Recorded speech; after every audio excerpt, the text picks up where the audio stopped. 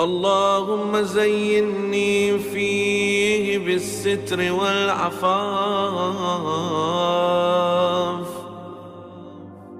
واسترني فيه بلباس القنوع والكفاف،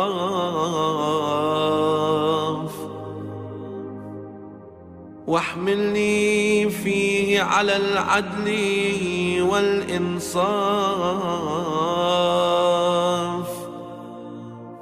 وآمني فيه من كل ما أخاف،